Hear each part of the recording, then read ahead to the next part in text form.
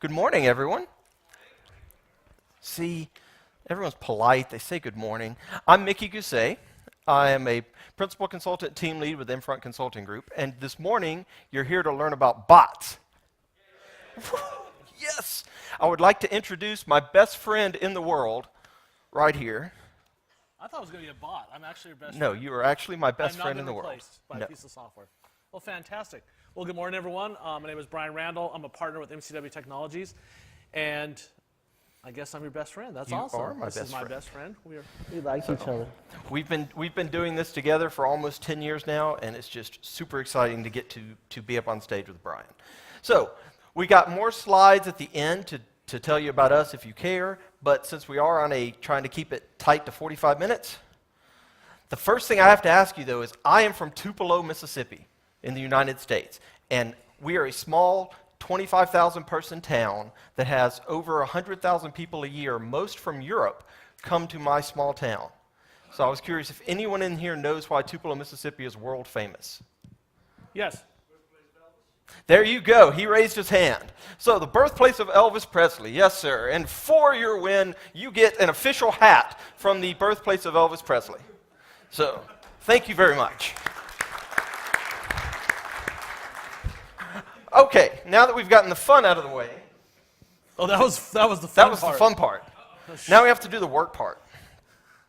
So, what we're going to cover is a lot of material in a short amount of time, but we're going to try to not talk super fast either. Yeah, you're like on drugs right now. I'm slow. So we're going to talk about what are bots. We're going to look at, and specifically the bot framework and the Azure bot service. What they are, why you would want to use them. Then we're going to actually build a bot, run through the general process.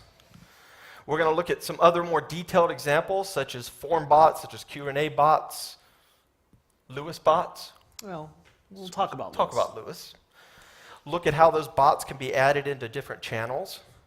We'll also look at how you can set up continuous delivery, which I just think is really cool, because I can take my code, I can push it up into the repository and have it automatically update my bot for me.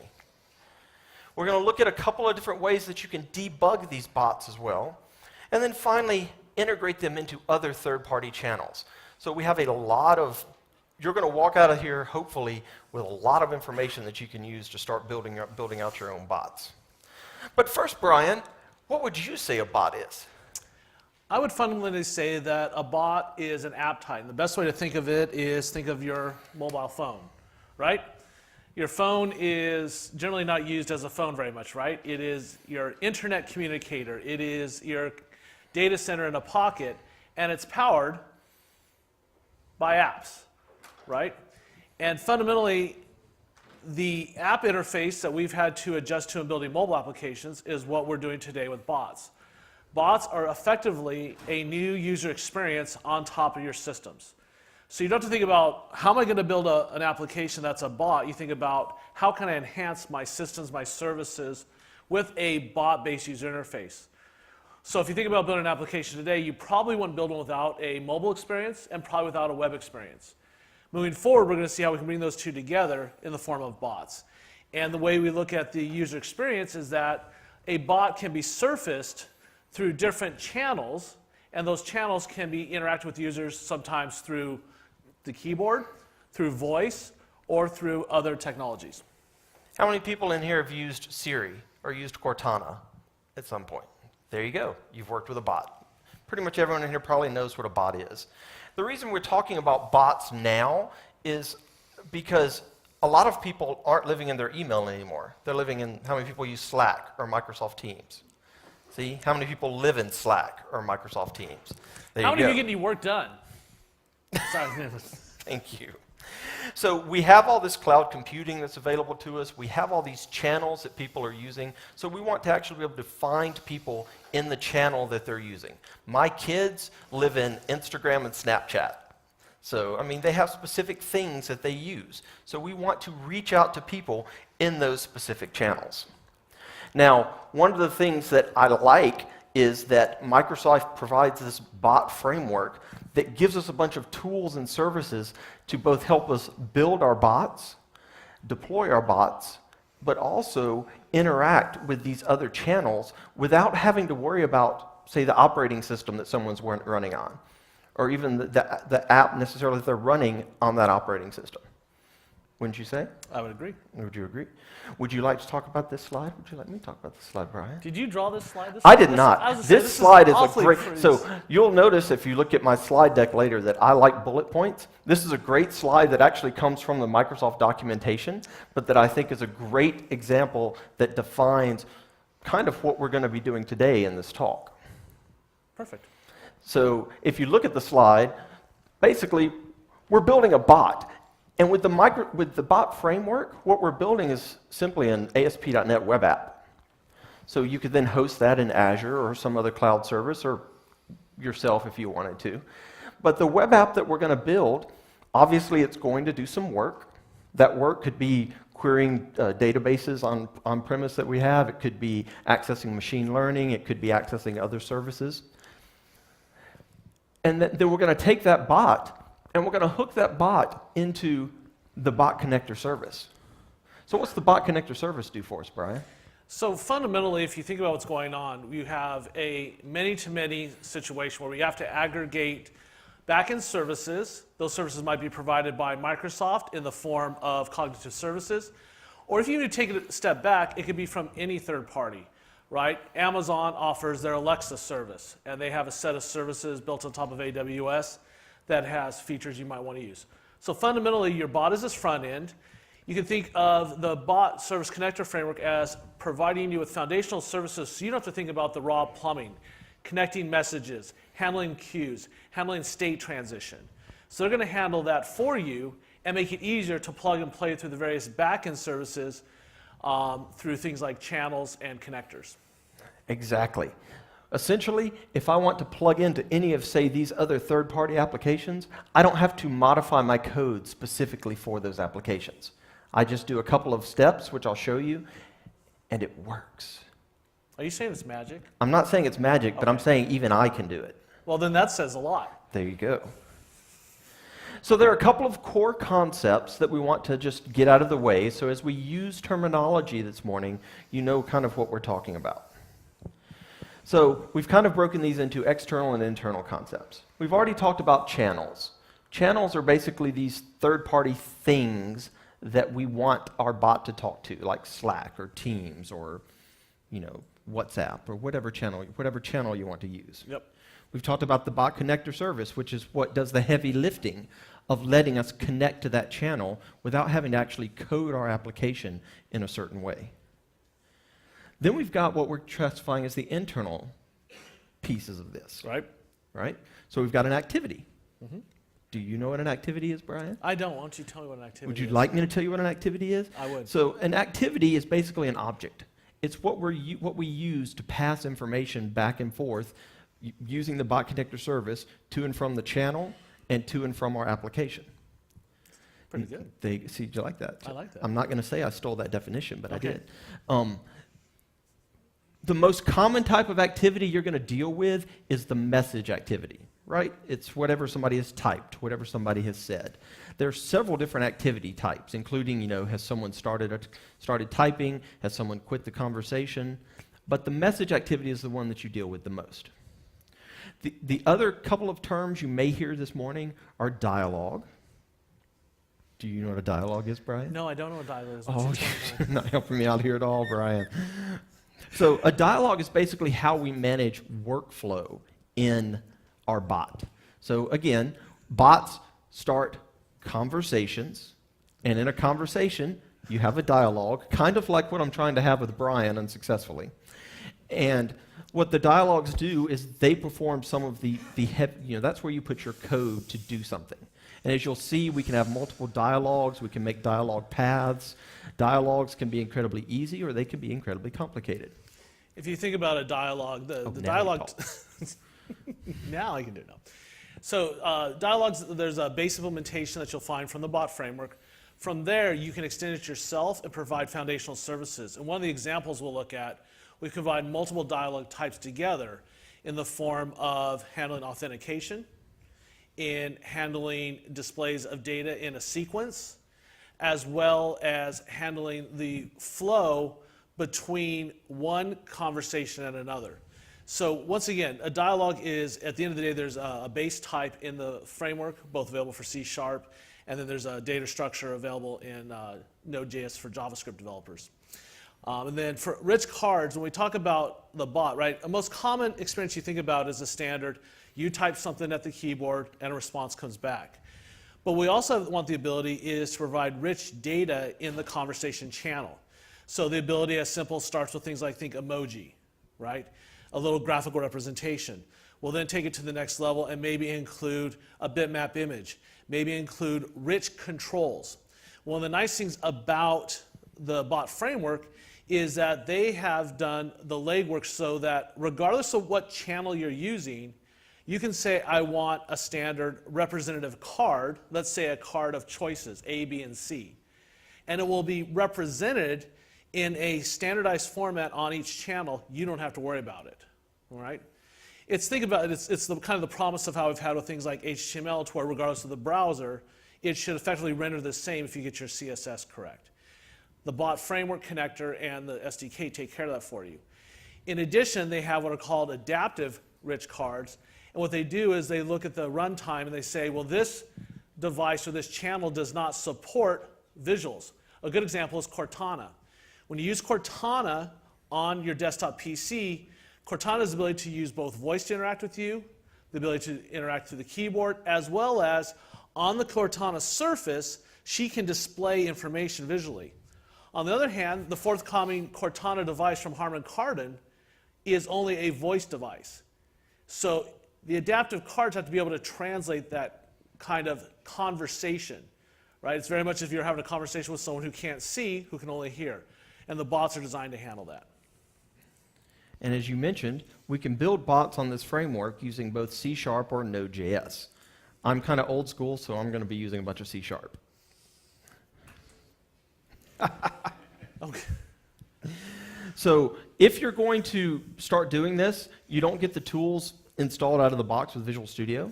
So you need to go grab some things. Specifically, if you're going to be doing it with C# development, there's a bot application template, a bot controller template, and a dialog template that you'll want to go download and then copy into the appropriate directory in Visual Studio. You're also going to need to get the Bot Builder SDK, because without the SDK, you really can't do much of anything. And you're also going to get the emulator. So the emulator is a way of being able to test your bot locally. And that's something we'll show the emulator several times today. And a couple things I'll point out. One, having the SDK available through GitHub means the source code, which I'll tell you has been invaluable in debugging some of the bots. I would tell you if you're going to do it in Node.js, it's almost impossible to write a bot without having the source code. Part of the problem is fundamentally, as the technology changes rapidly, the source code is the truth. So sometimes you look at the docs and go, oh, it says I should be able to do this. It's not working. Go to the source code. Oh, it's a no-op there. It's not going to work. So you can deal with that. The other thing about the emulator is it's a fantastic time saver because it allows you to work with your bots in the small without having to register them in the external world. Some of the bots, because they require external services, and most notably Cortana, you cannot debug completely in the emulator. You must have a connection to the internet and be able to work with it. The other thing I want to mention here real quick is, while we're going to take advantage of Azure and Azure services to host our bots, that is not a requirement. Okay, you can host your bot effectively anywhere.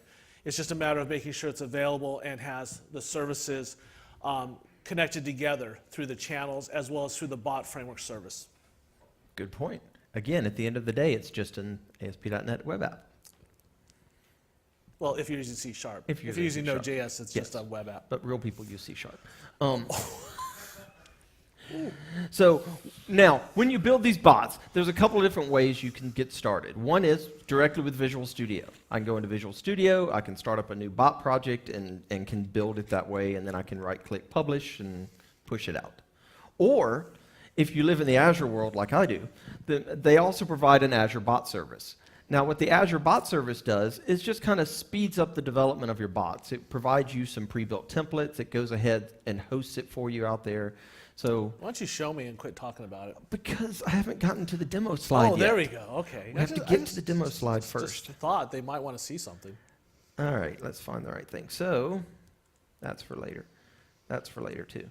So if you come out to your Azure portal, and that's really not incredibly small, that's good. So if you come out to your Azure portal and there is a bot service, and currently it's in preview. So if you want to just quickly spin up a bot, you're making me nervous, Brian. Then you come out here and you give your bot a name. Again, it's just an Azure Azure website. So we can call this the MG TechDays 17 bot. And of course, you have to know what subscription you wanted to put in a resource group. And in this case, we need an app service plan, which is going to define, the back end of my bot. And we'll just go with standard tier 1 pricing for right now. You really want to put in the South Central U.S.? Why not? Because you're over in Amsterdam. Yeah, but South Central U.S. is cool. Okay. Where are we? West Europe. Thank you. Jet lag.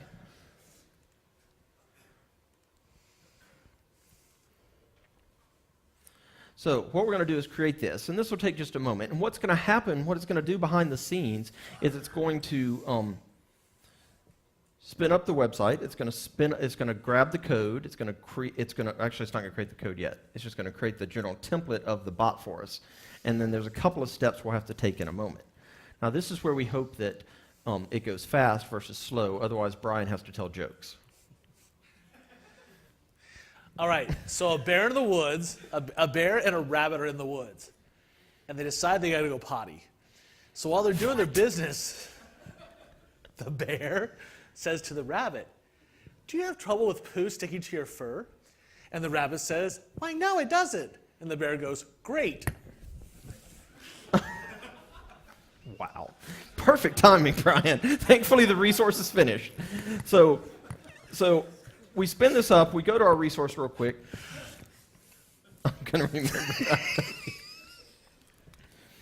You asked for it. I did indeed. So what you get is you're going to be prompted. Do you want to create C# or Node.js? Of course, I'm going to create C#. And it gives you several different templates that you can choose from. These templates are going to have code pre-built in them for you to kind of get you started, to let you play with some of the different services. And one thing I want to say about this as Mickey continues, those choices appear to be mutually exclusive. And they are from the standpoint that they're going to set down a base framework to get you started on the path to success. If you start building bots for real and in production, you will find you'll often bring together all those things together. In fact, one of the samples I'm going to show you that I wrote for Microsoft that's going to be published on GitHub soon, we're using 4 or 5 different services together to make the bot function. Okay? So you might combine Lewis, the Q&A service, other parts of cognitive service like Bing search, translation, all into the same bot. So when you see those choices, all those things could have been in one. But once again, when you're doing that, it's often hard to distinguish where one service starts and where another one ends, things like that. So what I was doing behind the scenes while Brian was talking was basically generating my app ID and my app password so that my app can actually work. Now at this point, it's actually provisioning the bot. It's creating the initial source code that I need. It's spinning up the website that I need, so that hopefully here in just a moment, we're going to have an actual bot that I can show you. Right. Every bot has a unique GUID associated with it called the app ID, and that is something that you pass as part of connecting your bot to the service, and that's how it uniquely identifies you when it's aggregating you across the other services. The other thing you saw there is that, as you may have seen is they support application insights for analytics. And that's a top-level set of analytics around bot behavior, so messages received, etc. You can also optionally instrument your bot source code with application insights to get more deeper diagnostics, etc. Very much in the same way that you might do a traditional ASP.NET application. Now we've created a basic bot, and if we look at this, and here we are. This is what I now see in Azure. I have the ability to go edit the code using the online code editor. I can download the source code. We can set up continuous deployment. We can even test the bot from here in what's called the web chat. So basically, if it decides to come back, I can test the bot from that standpoint. There you go. Slap it for me, Brian. We've also got a channels area where we can set the different channels. So this is where we'll come in a little bit later, and we'll show you how we can take this bot and hook it up to things like Slack, or we could hook it up to other items as well. We can view the analytics information. And you can even dive into the detailed information. If you actually dive into, say, advanced settings, what you're going to see behind the scenes is, again, this is just a web app, and you can see the details behind that. So here's my message, and of course we have to do the obligatory. What's the obligatory? It's not Brian? hell. Please don't send me to hell. There you go. Hello world. Can't spell. World. There we go. And it's got just startup, as most applications initially do. And it comes back and it says, you said hello world.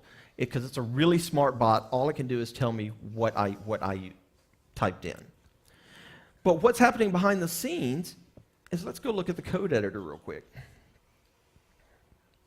Because there's really two major pieces that make up this basic bot. And if you understand the two major pieces that make up this basic bot, that's what you're going to use to build off of all of your bots. And those two pieces are the message controller and then any dialogues. Remember dialogues? We talked about dialogues. Any dialogues that you create. So here's the message controller.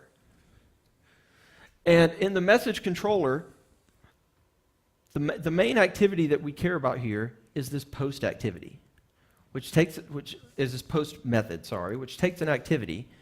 And in this case, we're testing to see if the activity is a message. If it's a message, remember, message is the most common activity. If it's a message, then what we're going to do is basically start a conversation and push the echo dialogue that we've created onto the top of the stack. So the dialogues, think of them as going on a stack. So you can push these dialogues on a stack, and whatever's on top, that's what's going to get the next message that comes into play. You can also see in the pre-generated code down here, here's some of the other things that might be possibly messages that might come in, conversation update, or users typing, etc. Now, what's also been created for us automatically is this echo dialogue, and which is our echo dialogue class. And you can see here is a start async method, which is basically waiting for a message to be sent. And then it's going to pass that to this message received async method. And what this method does is it gets whatever's been typed in, it writes it back out, and then it says, hey, push the message received async method back on top of the stack. So essentially, we're making an infinite loop where this method is going to continuously listen and repeat and listen for itself. One of the things you can do when you do a dialogue pass, you can pass off to a different dialogue type. You can also end the conversation, effectively popping the stack and restarting the bot. The other thing that you'll find is as you start poking into the context and the message details, is all the data you'd expect to be existing in an HTTP channel conversation between a client and a server is going to be available to you. Once again, what they've done with the bot framework is they've just packed all that data into various strongly typed objects that you can use, as well as when necessary you can pop off. You also find blocks of JSON that you can party on and look at. For example, when you're doing authentication with Microsoft accounts or org IDs and you're using, say, Azure Active Directory, you'll get things like the tokens and what the user's permissions are. Excellent. Now, if you'll remember, one of my options was download the source code. So I've pre-created another bot, and I've downloaded the source code already. The exact same bot. You can see here's the exact same method. And I can actually use the bot emulator to test this if I want to. And I can also make use of breakpoints. I can make use of Visual Studio debugging to test things as well. But I can come out here and I can say, let's start this up. Come on, you can do it. So we've started this up, and we're running this bot locally at this point. I'll give it just a chance to finish setting up here. And now I can connect the bot that I'm currently running using the bot framework. Now, what you want to do is you want to put /API/messages on the end, so that way you're communicating with your bot. And I don't have to have an app ID or a password because right now I'm just kind of running locally. So I can click connect. And so then you'll notice on the right-hand side, I got my post messages that came back from the bot. And then I can come in here and I can type hello world from here. And you can see on the right-hand side that I'm getting I can see the messages that are flying back and forth. But I can also select individual messages, and I can see the JSON that makes up that message type. So I can see, am I getting the right information back and forth? Am I, I can try to use this to help me determine if my bot's not acting correctly. I can see the HTML codes that are being passed back and forth. So this is a great one of the great ways to help work on and build your bot. And just to kind of prove my point real quick about the dialogues, just because I can, let's stop this for a second, and I'm going to end this conversation. If we go back into Visual Studio, and we'll stop debugging mode, I'm going to add in a second method here. And what I'm going to do is, when I hit this bot the first time, I'm going to hit this method. Then I'm going to say, push the async2 onto the stack. Async2 is going to wait, and then it's going to push back onto async1. So we should pop back and forth between these two. So let's start that up again real quick. And we'll test that out just to kind of reinforce that concept.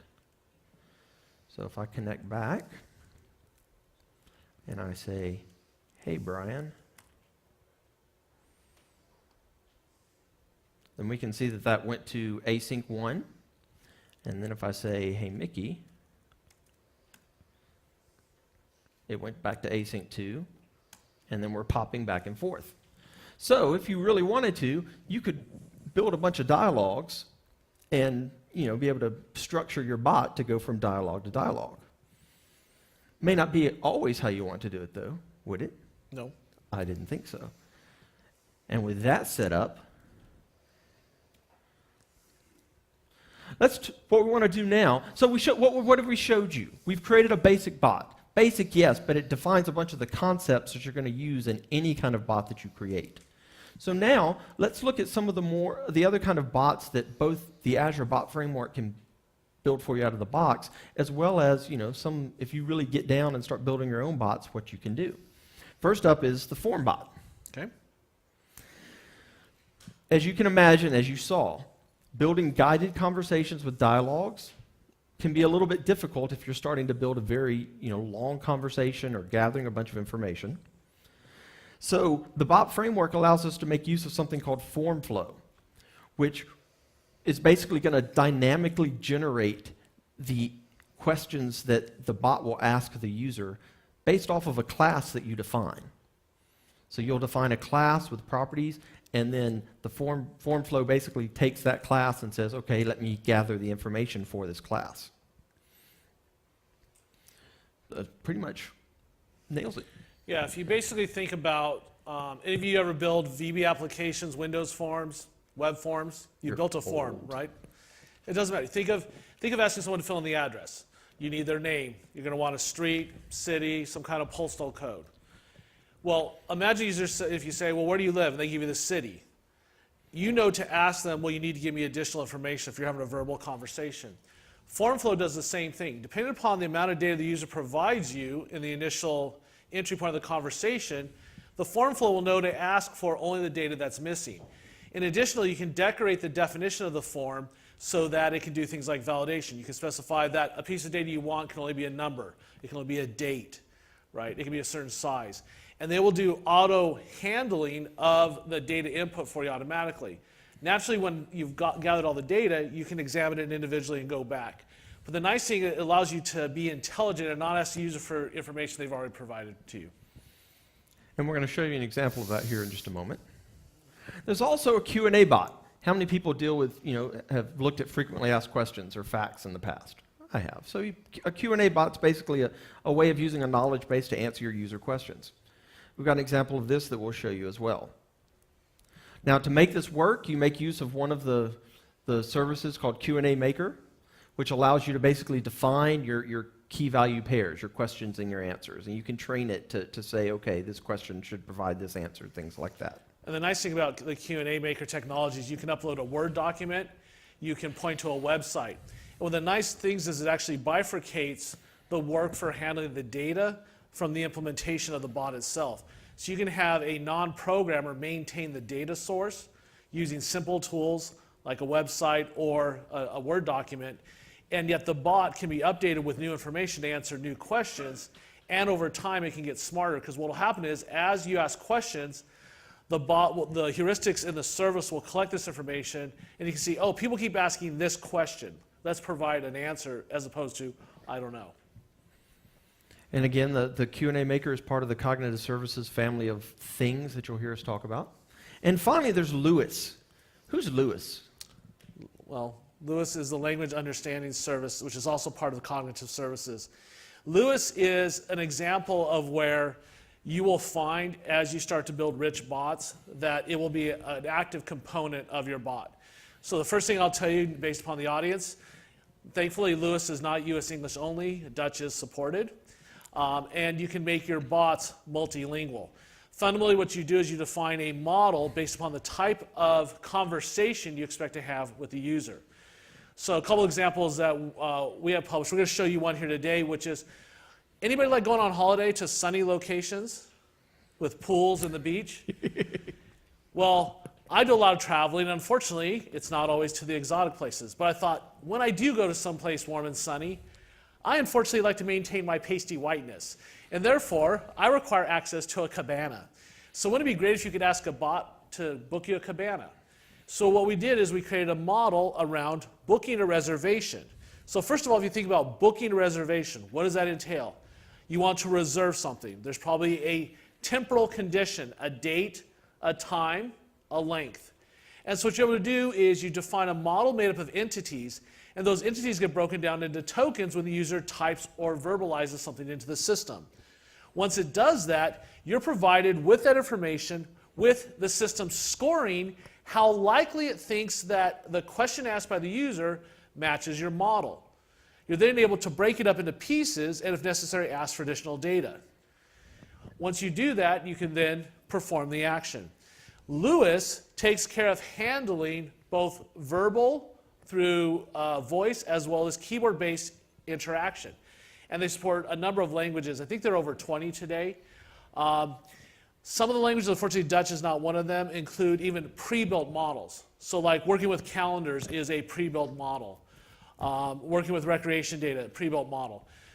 In the case of the Dutch language, you would have to define the various items you want to care about, the keywords, and then you go through a training period.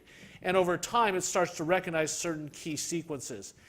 The nice thing as well is once you set up your model, if you have more than one language, your bot can do auto detection to guess what the user wants, as well as to ask the user, hey, what language would you like to talk to me in?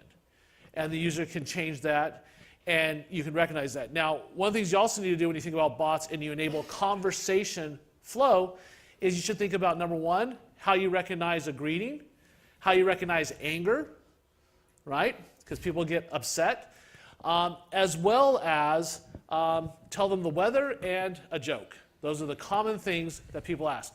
So you can use my bear in the woods one and use an adaptive card with pictures if you want.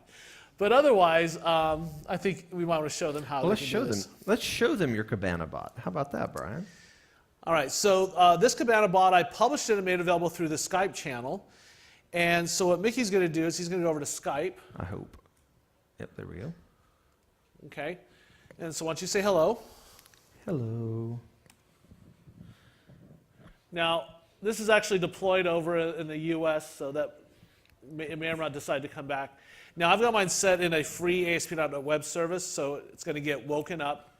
And it's going to say, try asking me to book a cabana. And what happens is, depending upon the phrase you type there, it understands different variations. But it gives you a hint and says, if you type this, I'll know what you mean. Other things you might do is, I want to change my reservation, things like that. So you want to book a cabana? I do. Now, one of the things that is also in this source code is we're doing something that requires identification. Now, one of the things it has is I'm logged into Skype. By being logged into Skype, the bot, when it first was initialized in the channel, asked permission to know who I was. So I've already been authenticated. So the bot knows that I'm Brian at mcwtech.com and therefore has access to my authentication token and is able to go to the fictitious backend, to the hotel service and say, hey, I see you have 2 bookings already made. Now here's an example of requesting data in a very simple form value. We're doing a simple option choice. You're saying, would you like to look at your Hawaii or Los Angeles reservation? Well, you can guess where I want to have a cabana, not in the City of Angels, but in the lovely islands. And then what's going to happen here, it's going to pick up the reservation, and then it's going to go, okay, when do you want to start your booking? Mickey, I'm not going to be able to get there till Monday, so why don't you just type the word Monday? Now with Lewis, what's happened is Lewis has a built-in recognizer to understand dates. You can say Monday, it'll know the relative time it is. It's going to say, how many days do you want? Say 3 days. And you can do the number 3 or type the letters. And then notice it figured out the date. Now because I'm using US English, it did the date in US English format, month first and then the date. And then it said, hey, I found some cabanas here. Now this is using a carousel card that lets you show the different bits of data. Now what will happen is, I'm just going out to the internet through a service and say, generate me a block, right? If I had actual access to real cabana pictures, I could put them in there. In addition, if you click more details, those are each backed by a URL. I think if you click them in this example, they take you to Bing search, and it searches for hotels in Hawaii. Then it says, which one would you like? Prompt the user. And so once again, notice we're using this guided conversation model wrapped with Lewis. So we have a bit of free form. Notice you could type different ways to talk about the dates and time. Go ahead and pick one. You're going to do Cabana 1, okay? So it's booking on the back end. There's your booking ID. Thank you. We're all done. What else can I do for you? And at that point, we have completely popped off the stack. We're back at ground zero. In fact, if they try and ask us to do something, we'll go through a flow where we check for authentication, et cetera. Did you want to bring up either the source code or we? Yeah. No, we got a couple of minutes. I'll let you talk. All right, so you'll notice we have this thing called app root dialog. Why don't you open that up for me, please? And can we go full screen on the code? And I'm going to come on the other side of you. You want to drive? All right, what you're going to see there at the top is there's something called the Lewis model. And the Lewis model represents, has 2 particular keys. Now we're using declarative model here in C#. In Node.js, it would be a little different. You would actually invoke this service and pass this as data. Note, if you're trying to build a multilingual bot with Lewis support, you would not use the attribute model because you only get one language. You would actually have to first do language detection and then invoke the service directly. So the model will be a little different programmatically here. But fundamentally what's happening there is we have our dialogue. Notice it's inheriting not from the standard message dialogue or conversation. We're inheriting from Lewis dialogue. Bottom line, it just means we get some base class goodness that knows how to make the connection to Lewis behind the scenes and then handle the passing of the data to Lewis. Now what happens here is we have this method called reserve cabana that has been mapped to an intent. When you use Lewis, you define in your model one or more intents. Intents represent the things you understand to do. So we've said we understand how to reserve a cabana.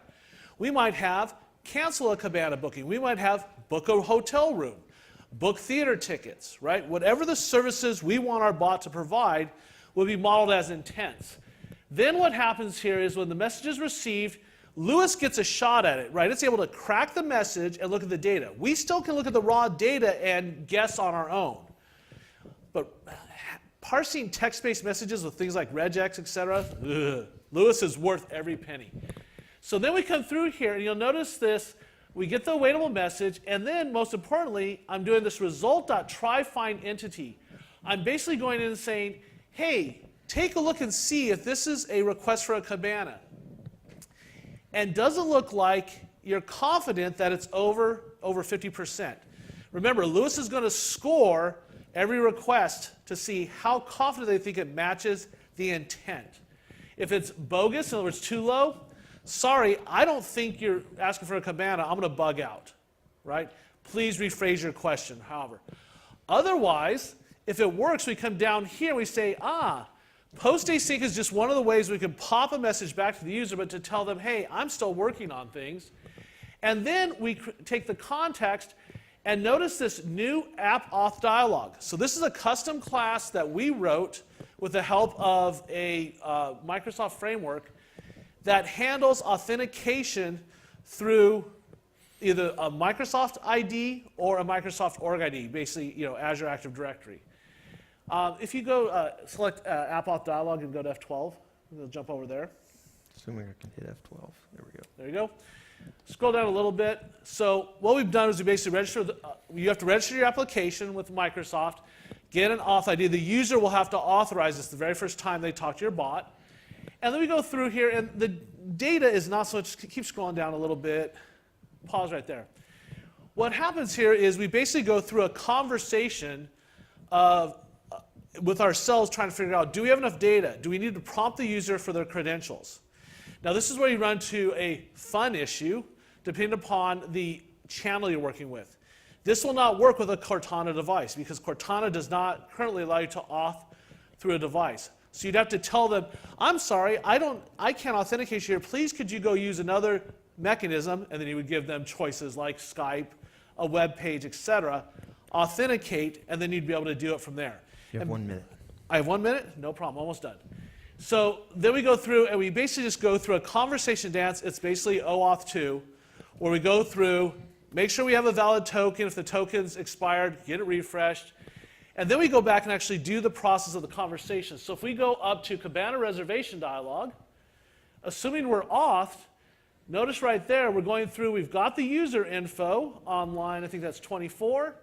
And then we're using a service locator pattern dependency injection.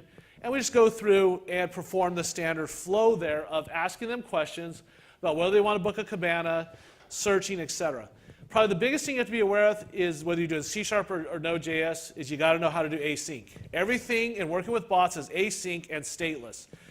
You have a mechanism for storing conversation data, both at the conversation and the user level, but you have to be prepared for the fact that you only have a finite time you're going to be operating on, and then when you're done with that part of the conversation, you might get rehydrated a bit later. Like I can leave the Skype conversation running and come back, and your bot needs to be able to handle that. And for example, in the case of a token expiring. There we go. Thank you, sir. So, we've got 4.5 minutes left to cover several things. Told you we were going to go fast. So, I want to talk real quickly about continuous deployment, debugging in production, and the channel integration. So, continuous deployment, how many people in here deal with continuous deployment in some respect? Exactly. Being able to make a change to my bot, check it back in, have it automatically pushed up. The beauty of this is it is simply a web service application on the back end, simply a web app. So all I have to do is build my bot, create myself a new team project in Visual Studio Team Services, because that's what I love. And then I have to connect my bot up to that particular project. So I've got to give it the URL for the project. I've got to generate an access token for it. And then once I've generated that access token, it actually goes and takes the code from the bot, pulls it into the repository for me. Brian's so happy I finally adapted to Git. So I can even clone the repo. And then all I have to do is come out here to... And the key thing is this, is remember Mickey went and created the bot via the Azure service. That one of those extra dialogues were binding the service to Visual Studio Team Services and pushing the code in there. If you start with file new in Visual Studio, you'd have to set that all up yourself the other direction. So essentially all I have to do at this point is be able to is come out to my code, make a change to it, and then just simply commit that code back up. And once I commit that code back up, give it a nice healthy message there. Then it's going to push that code back up, and because I've set up continuous delivery, it's going to automatically take my code, put it in my web app, and so you didn't have to create the build, you didn't have to create the release. They took care of all that for you. They took care of all of that on the back end. They're going to put you out of a job, buddy. They are, or they're going to put you out of a job. So we've got that. You also have the ability to be able to debug your apps. Now I can actually take this app, or take my bot emulator, and connect up to my app that's running in production. So I've got my continuous delivery, the one that I just updated with continuous delivery, I can connect to it using my bot. Now to connect to it using my bot, I've got to have something called ngrok installed, which allows for the tunneling aspect. But if I send it a message, then hopefully it's going to come back in the next minute and a half. Looking good. Passing data. And you can see where I put ASDF at the very beginning of it. Ooh, look, it really worked. So you can use this to debug. You can also take Visual Studio, and within Visual Studio, you can use the Cloud Explorer, and you can thank Brian for this. But you can use the Cloud Explorer, and you can connect to the bot using debugger to the bot using Cloud Explorer, and then be able to debug that way. Yeah, you need to have Visual Studio 15.3. This was broken before that would not connect to Azure Deployed Bot Services, so that's been fixed. I shouted at them. And then from a channel perspective, Lots of channels. lots of channels, very easy. Pretty much you select the channel. In this case, I wanted to enable Slack, so I've got to essentially then do a bunch of configuration on the Slack side. So I've got to go into Slack. I've got to create my app in Slack. So you create the new app, give it a redirect URL, create a bot user. What event subscriptions do you want to listen for? And you get a bunch of credentials back, and you slap that in your bot, add your bot to your Slack channel, and Bob's your uncle. Yeah, so fundamentally for each channel, you go into the bot connector service, say you want that channel, and then they will guide you on the data they need, and then they will send you to the provider, whether it be Slack, Cortana, et cetera, to get the corresponding data to create that communication. You can then monitor all your channels, remove channels at will. So here I've got a Slack bot that is a Q&A bot, and if I ask it, Brian versus Mickey, it's going to come back and say who wins. And of course, Mickey wins because I set up the Q&A. All right, we've got 5 seconds left. Thank you very much for coming to our talk. Hopefully you got something out of it, and we're around and doing other talks over the next 2 days. So thank you very much. Bye-bye, thank you.